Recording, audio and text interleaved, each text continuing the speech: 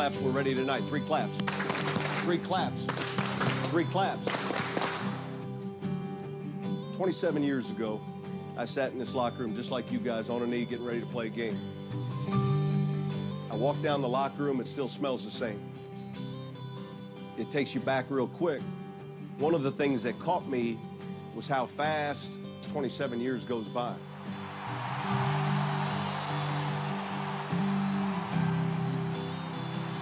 There's so many people that live vicariously through you.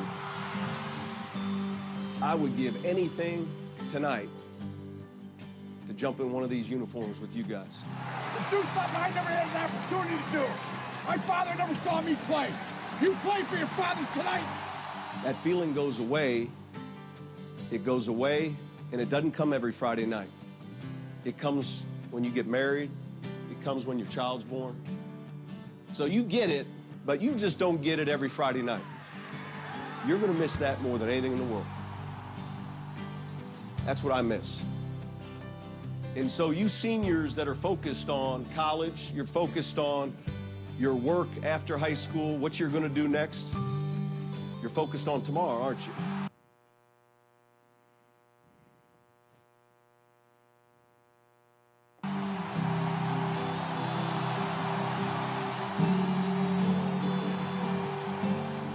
You got plenty of time for tomorrow.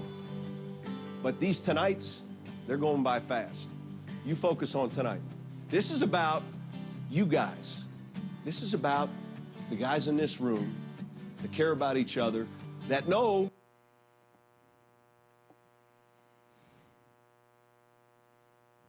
Oh my gosh. This is crazy.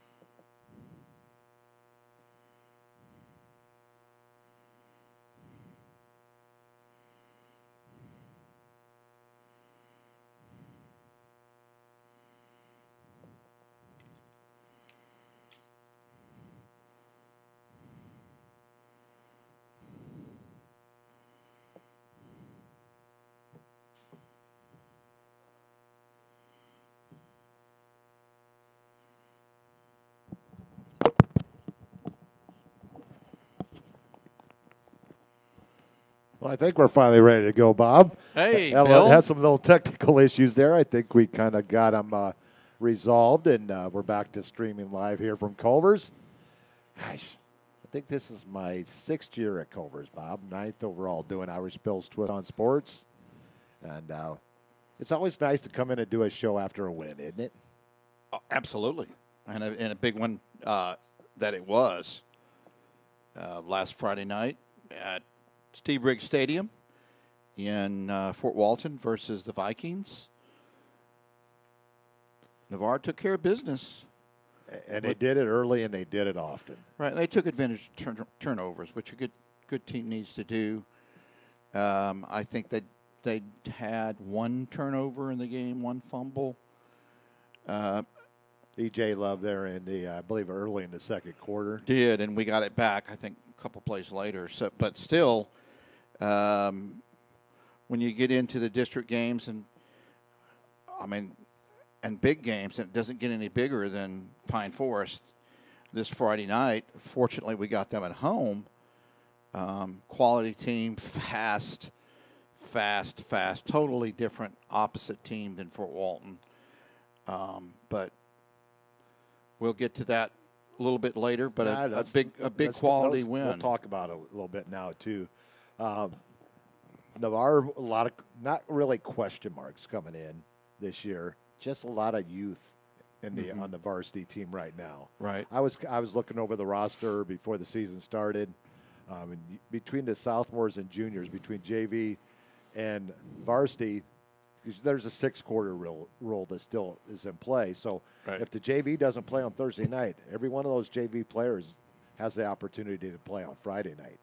Right, and we started some sophomores in the secondary, and Navarre had open house. Navarre High School had open house, and Kirsten and I went for the last time. You remember a lot of the last times in high school with your kids.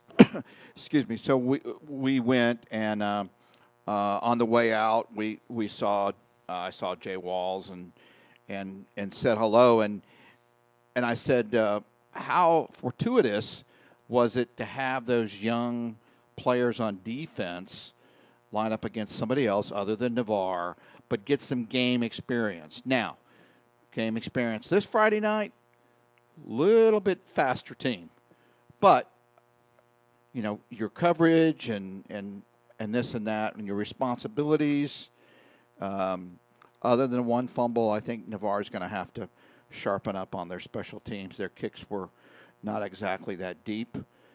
Pine Forest has speed on the kick returners, so they got their hands full, and that's the last thing you want to do against a quality team, the number one team in 3S, Pine Forest, who shut out Tate last week, held them to what? 48 yards. 48 yards. Yeah, that's incredible. And Tate has a new coach. You don't know how that all worked out. All the teams had their jamboree or kickoff classic to get some of the kinks out type thing, but Pine Forest just loaded. But hey, it's a great opportunity to make a statement in Northwest Florida. As I mentioned, I saw Jay Walls. He said they had a great week in practice. They're ready for the challenge. They know what's ahead. They know about the team speed. But special teams on the kickoff, I think, is going to be critical. And we always hope, that we only have to kick off to them once in the game. I mean, that would be nice. Yeah. Folks that you don't know, Pine Forest finished runner-up in Class 6S last year. They had a 15-point lead going into the fourth quarter, and the championship game. Was it 6A last year? 6A last year Uh-huh. against Jesuit, an undefeated team. Right. They had them beat. Nobody saw that going in, but they got a lot of talent, and a lot of that talent is coming back for this season. But that doesn't mean they got to come to Bennett C. Russell Stadium, a place that they have not had a whole lot of luck winning. Correct. Remember the last game. We talked a little bit about the last game that was played there. Tyler, England. It's raining all night long. Navarre's trailing late. They have a 4th and 10. And the last play with under 10 seconds to go.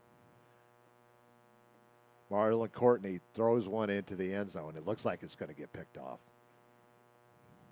It's wet. It slips off the defender's hands. And there's Tyler England in the back of the end zone. Hauls it in. Tied at 25. Dante Wright comes out. Now a senior at Colorado State come out and kicks the extra point for the win. And one of the most exciting games that I've ever called to go along with the Crestview game from a few years back where Navarre was down big early and came back and won. We are experiencing a little bit of buffering issues here. I'll try to get off of the Wi-Fi here. I'm going to shut off my computer on that I don't need it for, and hopefully that will help a little bit. And we'll go ahead and hopefully that will help with our streaming a little bit.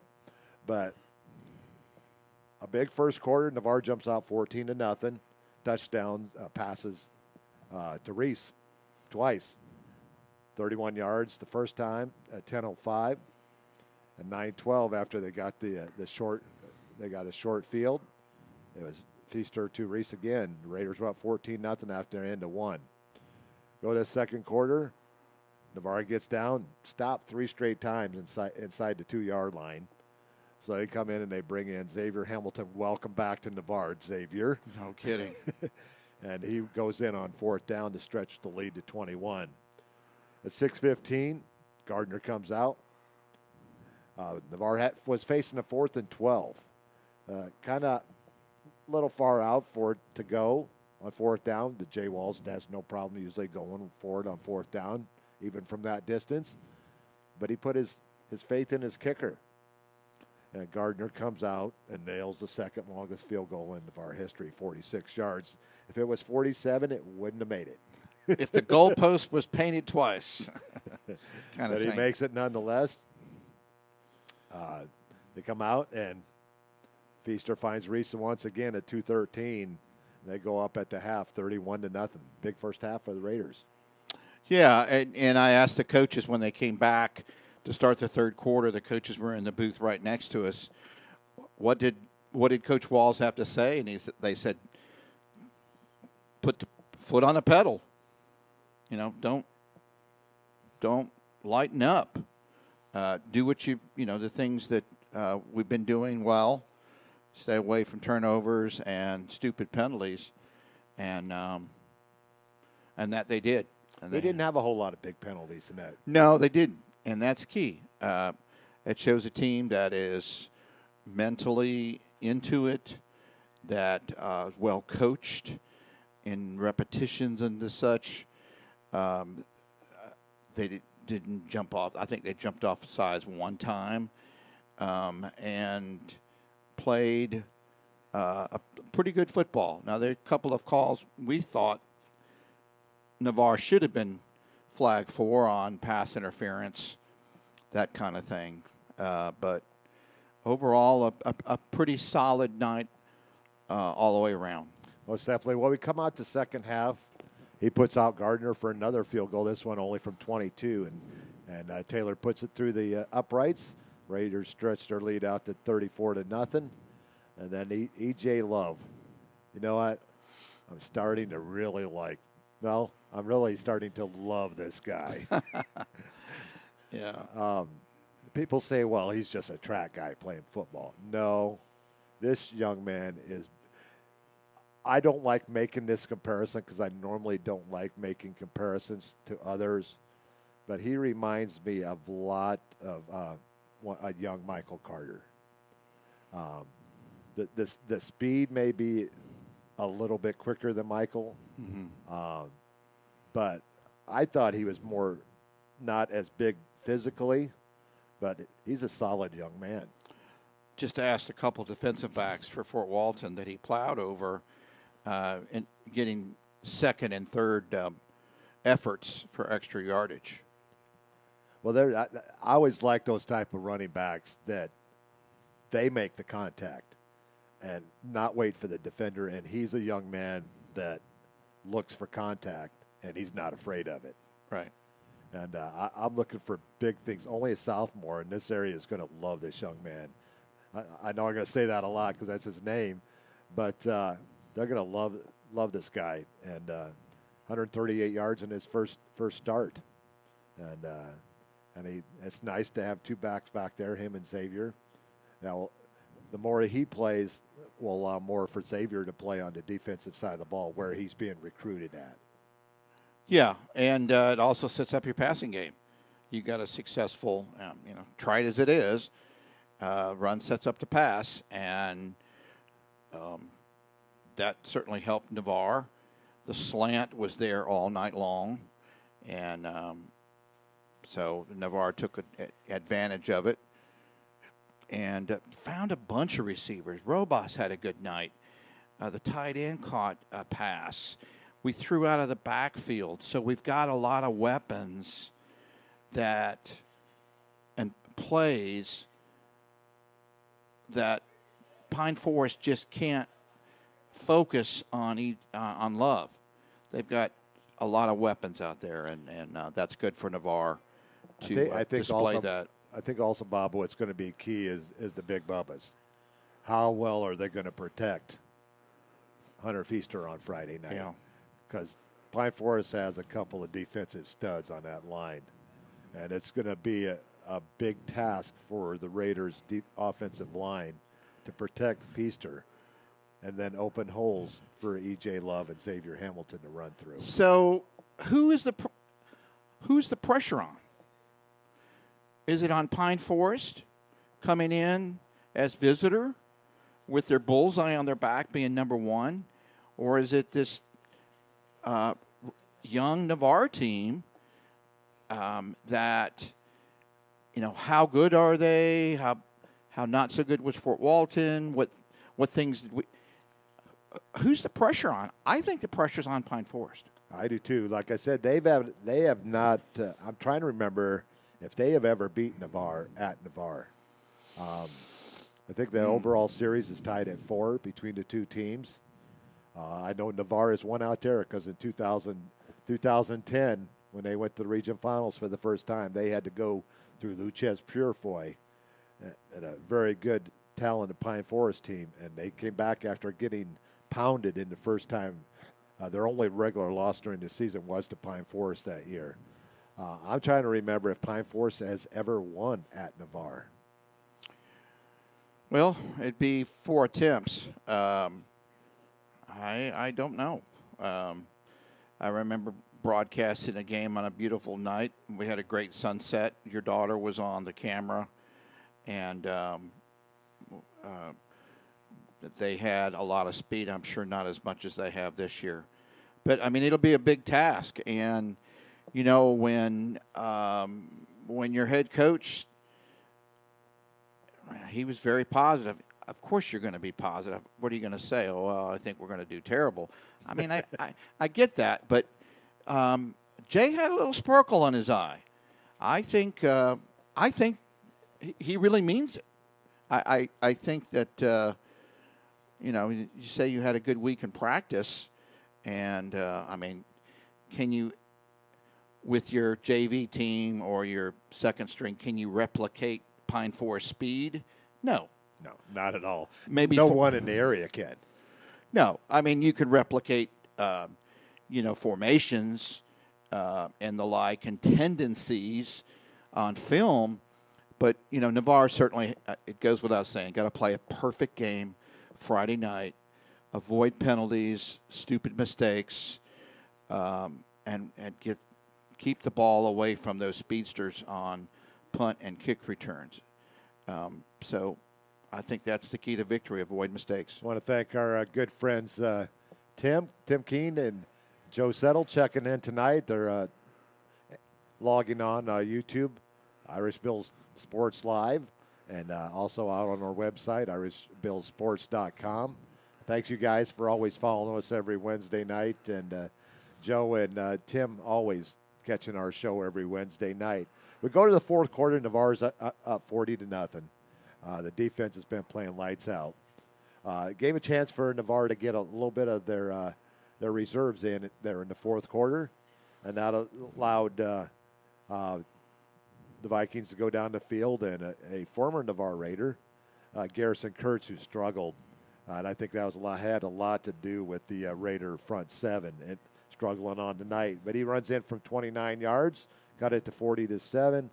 And then we see a little bit of James Clark and what he can do with his feet. Mercy. We get down to the 3-minute mark, running clock, and James breaks a tackle at the line of scrimmage, and it was turn out the lights, Irene. You're not going to catch me. It was a busted play. He made things happen.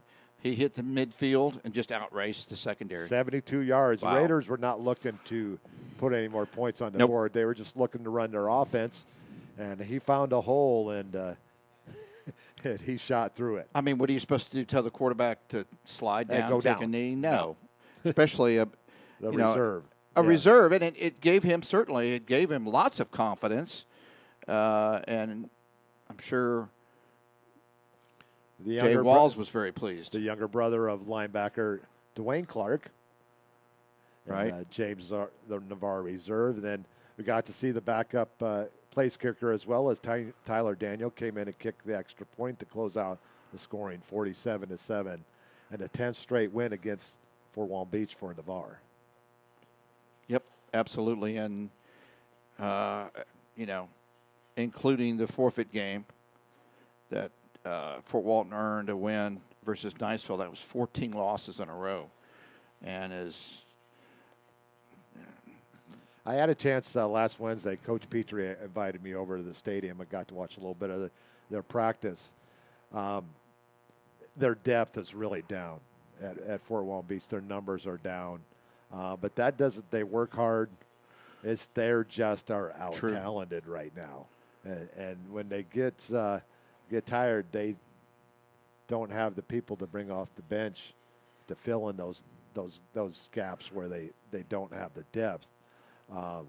Coach Tommy Johnson's still over there. Yep. Assistant coach Tommy and I good friends, and found out that he's really good friends with Miles College's new head coach Sam Shade.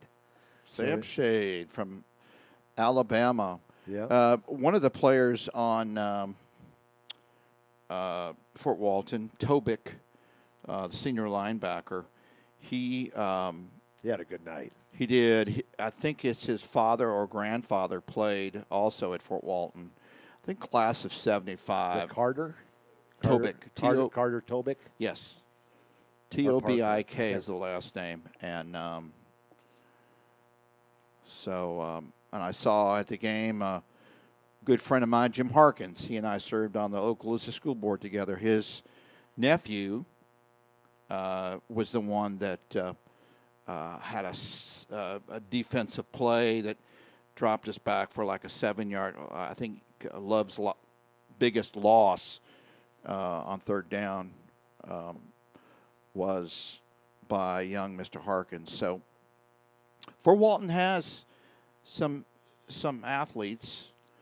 It's just like, as you said, the depth. They have no one to give them breaks. Hey, Garrison, that was his first start on varsity. He transferred going into his junior year to Fort Walton Beach. Did not play last year for the Vikings.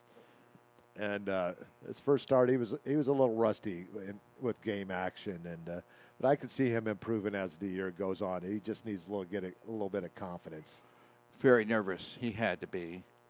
Going up against your old school home opener. A lot of your buddies that you played with. Right. And still are friends with, I'm sure. Yeah.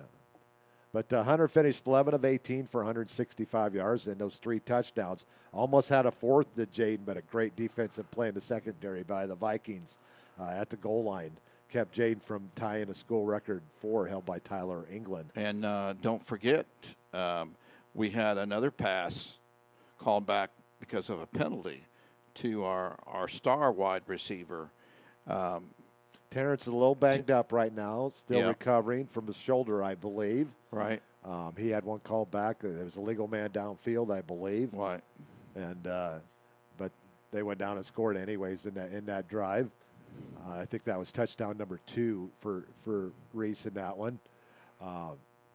But on the ground game, we got to see a little bit of E.J. Love, 20 carries, 138 yards, a touchdown.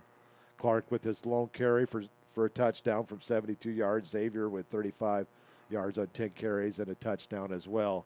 The receiving core, 3 different receivers. Jaden Reese, 6 receptions, 107 yards. The lone senior wide receiver on the Raiders football team, 3 touchdowns. He only had 1 all last year, so he's already tripled his output from last year. Right. Philip Robas, I really like this young man.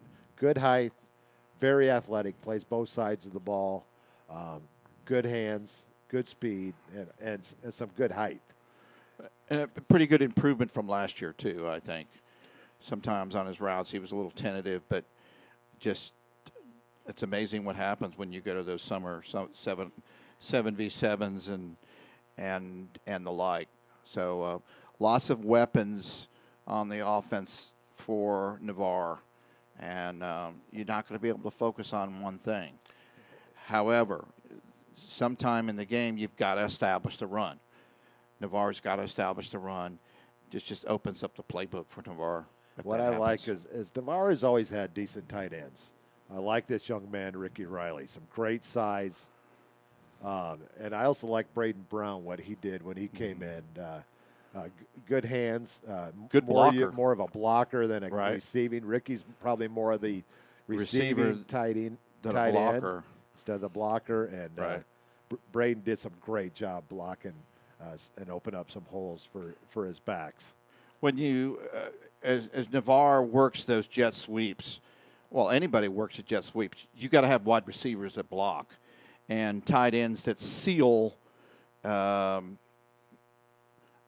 assist the big Bubba's sealing the corner or the linebacker. The producer says that everything's coming across really good right now. The sound is good, and she likes the corner that we're in. If the producer's happy, everybody's happy. Everybody's happy. I spent a lot of my youth in the corner. Yeah, problem was you were facing the wall.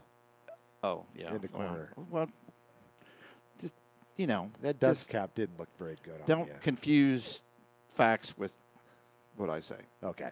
But the Raiders had 260 yards, most of those in the second half because they didn't have to throw the ball in the second half with the big lead.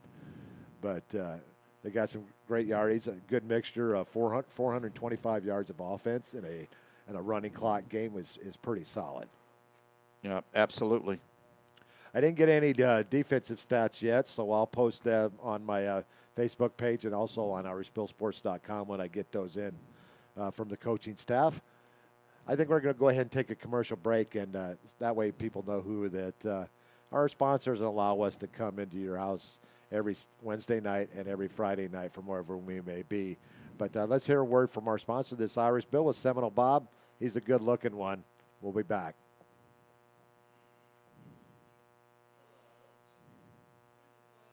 Craig Culver of Culver's. Before farm to table, before field to fork, there was just good, wholesome food. Grown by America's farm families, prepared fresh at Culver's, and always served with a smile. We still cook every Butterburger to order using fresh 100% Midwest beef and craft our frozen custard right in the restaurant using family farm fresh dairy. So thank you, farmers. Welcome to Delicious. Thinking about selling your property? Call Ursula Householder of Coldwell Banker Realty in Navarre now. The consultation is free, and Ursula uses the best tools the industry has to offer. Her years as a top producer, relocation specialist, and Florida military market specialist will help you get the desired result. If you are buying, Ursula's experience will help you make an informed decision to find the right home for you. And if you mention this advertisement, Ursula will donate $100 to the Navarre Raider Quarterback Club when the deal closes. To find out if you qualify for any of the military rewards, call or text 850-642-5711 or email ursula.householder@cbrealty.com or go to urhouseholderhomes.com. That's urhouseholderhomes.com. Go Raiders! University Lending Group, located in Harvest Village, is Navarre's local mortgage lender. If buying, selling, or building a dream home is in your future, you need to contact University Lending Group. Jennifer Gomes and Stacy Wright are the loan specialists who have the experience to take you step by step to make your buying, building, or selling experience smooth. See University at 752 Navarre Parkway, Suite 56, or call 850-396-0322. If you want to move better, feel better, and live better pain-free, Dr. Paul Britt at Integrative Chiropractic Solutions is the only certified sports chiropractor for Gulf Breeze and Navarre. He can address your sports injuries quickly and effectively, and after only 4 visits on average with a 96% resolution rate. So give Integrative Chiropractic Solutions a call today at 850-916-9304 or book online at drpaulbritt.com. That's 850-916-9304 or online at drpaulbritt.com. They want to fix you swiftly to get you back in the game.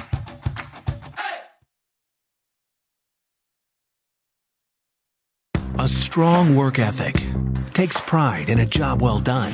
This is the kind of person you need. Express Employment Professionals can help because we understand what it takes to hire the right person. It takes real people. Real interviews. We find good people, matching the right skills with the right jobs from the production floor to the front office. Express knows jobs. Get to know Express. Go to expresspros.com to find a location near you. Great teams have great support. The Navarre Raiders have one of the best support organizations, the Navarre Raiders Quarterback Club.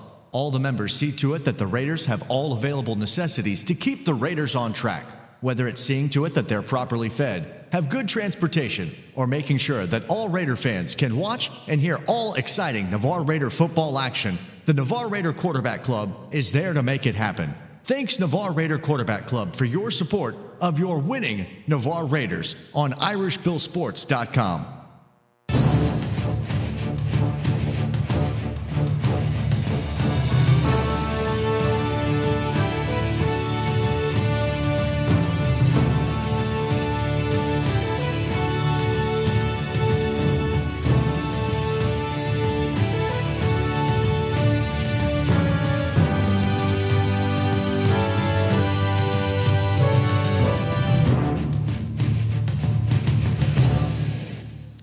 Welcome back to Irish Bill's Twist on Sports from Culver's, year number 9, year number 6 here at Culver's. The first 3 years was at the Twist. Derek and Julie Prevette allowed me to come into their establishment. The first 3 years we were just audio. We moved over here 6 years ago when Culver's opened, and we've been here since. And Randy and Honey Smith, they allow us. They're great people. They own the one here in Navarre. Fort Walton Beach is doing great. The one in Destin are all 3 of their locations. Yep.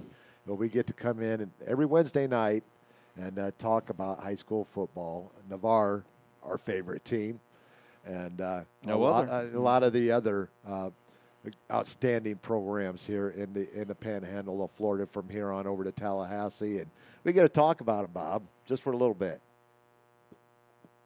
What now? Just a little bit. We get to talk about some high school football. Oh, yeah. I mean, it was just when I, turn on the ESPN and they're talking about week 1 college football, I'm going, yeah, baby. And I'm going to be a bachelor this weekend. The family's going out of town. I was the last 2 weekends. Yeah. So, and the first week of college football, heck yeah. And now we got another week of high school football kicking off tomorrow night. There's a game tomorrow night, a game that moved up to Thursday night, Catholic and Milton tomorrow night. I may venture up to Milton tomorrow night to catch a little bit of that game. Two young men on Milton that have already committed to teams. Right. Emery Williams, a quarterback, outstanding quarterback, committed to the U. Right now, Raymond Cottrell, wide receiver at Milton. They suffered a tough loss last week to Andalusia, a team that we've seen before, a great high school program there out of the state of Alabama. They're going to face a very much improved Catholic team who won 41-0 last week against a team that had to travel over 700 miles from Oklahoma down to get shut out 41-0. But that's going to be a great game tomorrow night. I may sneak out and catch a little bit of that game tomorrow night. Now, I haven't leaked any of this yet on my site, because usually before I would let it out before we do the show, and I said I pulled the old Lee Corso on myself. Not so fast, my friend. We're going to post it after the show, but that doesn't stop you from listening in right now. And I'm going to unveil Irish Bill's Super 7 Panhandle Power Rankings for the large schools, which is going to be 3S and 4S now. Right. And the small schools will be 2S, 1S, and rural. And so we're going to, nobody's seen this before. I'm unveiling it right now. Right now. No preseason. We're in the mix. We're in the hunt already. Week 1. Your number 1 team in the large schools, Pine Forest, as they beat Tate 34-0 last week, they hold the top spot. Niceville with an impressive 41-6 win over North Miami Beach, a team that had to travel quite a ways to take a backside licking. They're our number 2 team. Mosley travels. They host Delaware Valley, Pennsylvania, another team that had to travel, and they eked out at 24-23. I like that Mosley team and what Bobby Joe Whidden's doing over there at Mosley in his second year. Doing a great job over there. We'll get to see them a little bit sometime in October. Yep. Thursday night game from over there. I'm trying to remember the name of the stadium. Is it Tommy Oliver? Tommy Oliver. A much improved Tommy Oliver Stadium. I haven't been over there since they've refurbished it, so I'm excited to get over there. We might be outside from that game because I've heard the press box is a little bit smaller than it used to be. But we are good to go there. I'm still trying to get in touch with Rickards for next Friday game. If I don't get confirmation, I'm not going to drive over there and get told, why didn't you call us? No, we're going to get squared away. Hopefully by Tuesday, I'll have that squared away. Because if there's Navarre's playing, we got to be there, Bob. Road trip. Road trip. Well, there's our first three. The team I was impressed with in the kickoff classic, West Florida. They take out Escambia in a tight one, 14-11. They block a field goal late to win that game. Crestview, heard nothing but big things out of them in week one as they take out another Pennsylvania team. This one from Ridley, and 50-28. And Navarre comes in at number 6 as they beat Fort Walton Beach 47-7. And Pace with a game-winning 29-yard field goal from Reese Griffith with 4 seconds left on the clock takes out Choctaw 31-30. He's one of the your son's proteges. Yes, he is. A left-footed kicker, but he's got quite the leg. It didn't help that he was lining up for a 39-yarder, but Pace went offsides 2 plays in a row and basically made it a chip shot for him from 29 yards. Choctaw went offsides. Yeah, Choctaw went offsides. Yeah. And made it a much easier distance. Not the 39, but he got 2 kicks in warm-up in preparation for the 29-yarder, and he drilled it. Yep. So there's your top 7 in the large schools: Pine Forest, Niceville, Mosley, West Florida, Crestview, Navarre, and Pace. You like those? I do. Okay, now we're going to move down to the small schools, and it's going to be tough to take this team out of the top spot. Catholic with an impressive 41-0 to win over Pryor, Oklahoma last week. Walton comes in at number 2 as they beat Mariana 28-7. The surprise team of the first week. And I had a chance to talk with Phil Tisa the other night, the head coach at South Walton. He was not surprised by their effort.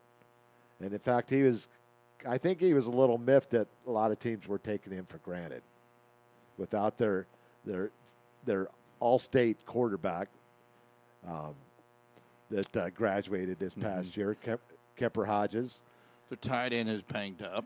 Tight end's banged up, may not play his senior year. Right. Cade Roberts graduated last year, one of the top receivers in the state numbers-wise. But they had a transfer quarterback come in from Texas as a sophomore, and they had a big game, and their defense actually showed up 38-0 over Baker as they held one of the best running backs in the state. Caleb Wagner to 85 yards rushing. Yeah, I mean, when you get behind, I'm sure Baker may have had to. I don't know how many pass plays they have in their playbook. I hadn't seen any of the stats from the game. All those stats I got from Coach Tisa. That they may have had to throw the ball to try to catch up, or at least get on the board. Joe says, speaking of Culver's, when I was in Wisconsin, I had the chance to eat at the original Culver's in Sauk City. Good on you, Joe. Thanks for that bit of information. Wow, that's the original one. Joe is just a traveling man. He likes to hit the road every chance that he can. Hit the road, Jack. Don't you come back no more. But now let's finish the rest of the 7. Bo Johnson may be gone, but Bluntstown is not.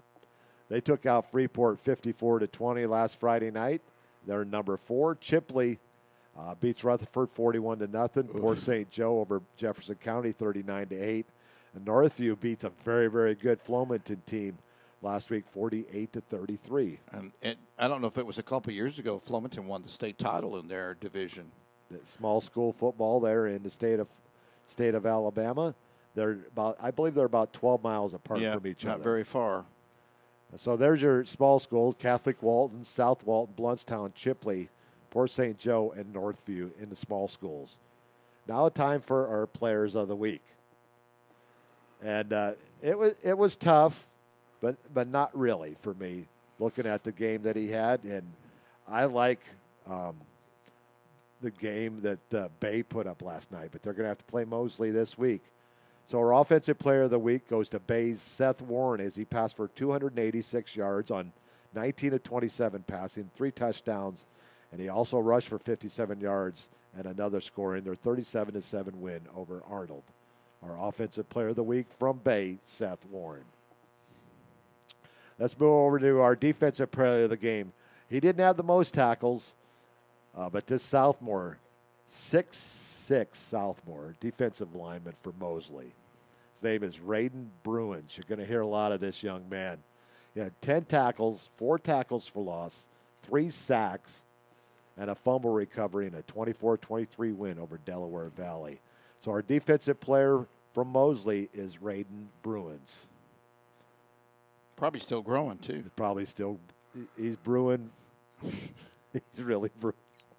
That was bad. Oh, I'm sorry. That's a groaner. We got feast or famine at Navarre. Yeah, now. there you go. We don't know what they're brewing over in Mosley. Yeah, well. Over in Panama It City. ain't coffee either. But our special teams player, we talked about him already earlier as we were giving the scores out. Our Pace's Reese Griffith went 4 for 4 on extra points, and he kicked a game-winning field goal with 4.2 seconds left on the clock and a thrilling 31-30 win over Choctaw. Yeah, and as biased as I am, you could easily plug in any of Navarre's players in there, especially, our field goal kicker who set a personal best and second longest in Navarre history. You'll see a lot of these stats as I post them on Facebook later tonight. There's other performances that we'll have on there as well. And that way it's just we'll recognize a lot of the players. Defensively, Arnold's Nathan Richardson led the area of 14 tackles of all the stats that I received. Northview's running back, Jamarcus Jefferson. I thought this kid graduated like 3 years ago. Mm-hmm. He had 210 yards rushing on 23 carries, 4 touchdowns. Wow. Special teams, a lot of good effort out of the Milton kicker, Grant Mills.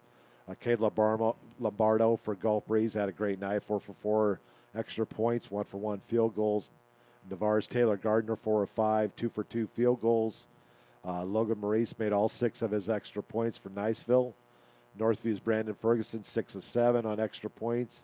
Mosley's Jonathan Harris, who we saw a lot of last year in their 30-7 win over Navarre. Right. He was 3 for 3 on extra points, 1 for 1 on field goals. And then Catholic's Jacob Wilkinson, 5 for 5 on extra points. And wide receiver play, Bay's Jaquez Lee, 8 receptions, 145 yards, couple of scores. Port St. Joe's Lawan Zaccaro, 3 receptions, 139 yards. A lot of great effort. South Walton's Carson Hawk, 247 yards on only 5 completions, 2 touchdowns. Milton's Emery Williams, 20 of 33, 230 yards at score. And a lot of great performances by a lot of these young, talented players here in the Panhandle. And we do have a bunch. We do have a lot in Northwest Florida. Speaking of scores, we got a lot of games last weekend. I don't believe Mother Nature took care of any, especially after all the rain we had. All the games were able to get in here in the Panhandle. On Thursday night, Pace took out Choctaw, Pine Forest over Tate. St. John's Paul II takes out Rickards. That game kind of surprised me a little bit. It did. Now, when you look at the Baker game,